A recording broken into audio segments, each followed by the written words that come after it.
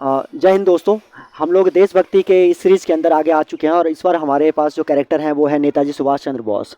एक अत्यंत प्रतिभावान युवक जिसके अंदर देशभक्ति कूट कूट कर भर रही थी। पिता के कहने पर इंडियन सिविल सर्विसेज की परीक्षा देते हैं वो। बहुत ज़्यादा देशभक्ति थी, लेकिन पिता ने कहा कि आप सिविल सर्विसेज की तैयारी करें क्योंकि आप बहुत ही मेधावी छात्र हैं शुरुआत से ही, तो ऐसी चीज़ों में आपको जाना चाहिए। और अक्सर जो पढ़ने में थोड़े बच्चे अच्छे होते हैं उन्हें ऐसे कोर्सेज़ के लिए जो है उनको प्रोत्साहित किया ही जाता है, तो उनको भी कहा गया। परीक्षा में ये भी गए और ये बैठे और वहाँ पर इन्होंने परीक्षा के अंदर टॉप किया। कहते हैं कि उस टाइम पे शायद रैंक 4 अचीव की थी इन्होंने, but I am not sure. I will suggest you कि आप गूगल करें इसके लिए, बट मैंने ऐसा सुना था। परीक्षा में टॉप भी करके परीक्षा में टॉप भी किया उन्होंने, और वह किसी ज़िले में कलेक्टर बनकर ठाठ बाट से जीवन जीने के लिए अग्रसर हो सकते थे, लेकिन उन्होंने फैसला लिया कि नहीं।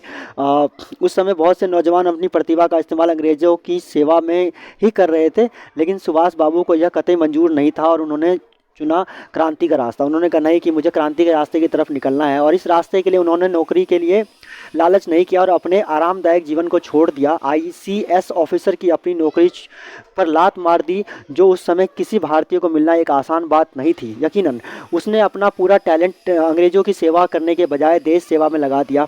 आज़ाद हिंद फौज तैयार की और लाखों भारतीयों को इससे जोड़ा, और उन्होंने अंग्रेजी हुकूमत को इतना बेबस कर दिया कि अंग्रेज़ों को भारत छोड़कर जाना पड़ा। नेताजी सुभाष चंद्र बोस जो है, उनका एक प्रसिद्ध नारा था कि तुम मुझे खून दो मैं तुम्हें आज़ादी दूंगा। यह सुनकर देश के युवाओं को में ही नहीं बल्कि बुजुर्गों के खून में भी उबाल आ जाता था। उनके क्रांतिकारी तेवरों से ब्रिटिश राज हिल चुका था और ब्रिटिश हुकूमत के मन में नेताजी का इतना डर भरा था कि 1940 में जब नेताजी जेल में भूख हड़ताल पर बैठे और उनकी हालत बिगड़ने लगी, तो ब्रिटिश पुलिस उन्हें घर छोड़कर आई क्योंकि यदि नेताजी को कुछ हो जाता तो ब्रिटिश हुकूमत लाखों भारतीयों के गुस्से का सामना नहीं कर पाती। 1942 में भारत छोड़ो आंदोलन के दौरान ब्रिटिश सरकार ने सभी बड़े भारतीयों को जेल में डाल दिया। आंदोलन को बुरी तरह कुचलने का प्रयास किया गया। इस दौरान केवल नेताजी एक ऐसे व्यक्ति थे जिनके नेतृत्व में आज़ाद हिंद फौज ने अंडमान निकोबार द्वीप पर कब्जा कर लिया। ब्रिटिश राज के रहते हुए उन्होंने भारत की पहली आज़ाद सरकार बनाई थी, जिसे कई देशों की तरफ से मान्यता मिल गई थी। भारत की पहली आज़ाद सरकार बनाई थी।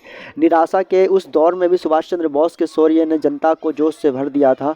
किसी भी क्रांति के लिए सबसे ज़्यादा ज़रूरी होता है जोश। इसी जोश का परिणाम था कि भारत अगले 5 सालों में आज़ाद हो गया। तो नेताजी सुभाष चंद्र बोस का जो योगदान है वो देश के लिए अतुलनीय है, इस बात पे कोई शंका नहीं, कोई संशय नहीं। और अगर आप इनके बारे में और बेहतर तरीके से जानना चाहते हैं तो you go on Google and YouTube and just check out the details of Netaji Subhash Chandra Bose. अगले कैरेक्टर जो हमारे बीच में है वो है सरदार वल्लभ भाई पटेल। सरदार वल्लभ भाई पटेल ने खेड़ा सत्याग्रह के साथ देश के स्वतंत्रता संग्राम में हिस्सा लिया था।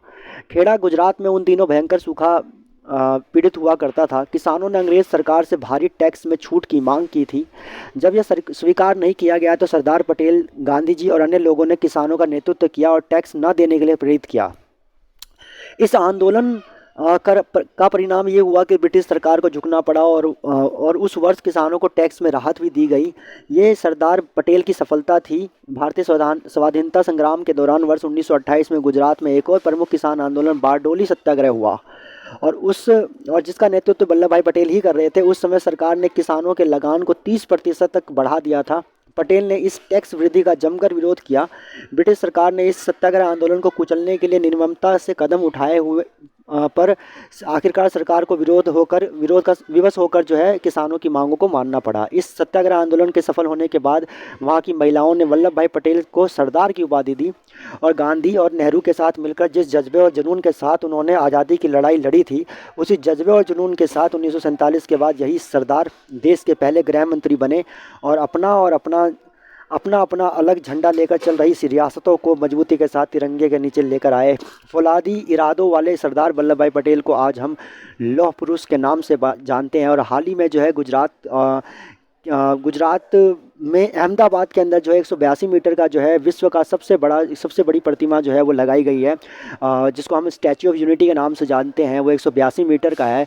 आपके गुजरात के 182 विधानसभा के जितने भी मेंबर्स ऑफ लेजिस्लेटिव असेंबली है, उन्होंने अपना कंट्रीब्यूशन दिया और देश से भी कंट्रीब्यूशन गया। और उसके बाद जो है ये मूर्ति जो है वहाँ पे बनाई गई है, प्रतिमा वहाँ पे बनाई गई है सरदार वल्लभ भाई पटेल की। 565 से ज़्यादा रियासतें जो अलग अलग चल रही थी, जिनका झंडा अलग था, जिनका जिनका अपना संविधान अलग तरीके से वो लेकर चलना चाहते थे, उन सबको जोड़कर भारत को अखंड भारत की ओर इन सबको मिलाया। तो इसमें जो योगदान सबसे बड़ा था वो सरदार वल्लभ भाई पटेल का था। हमारा सलाम है सरदार वल्लभ भाई पटेल को। Thank you.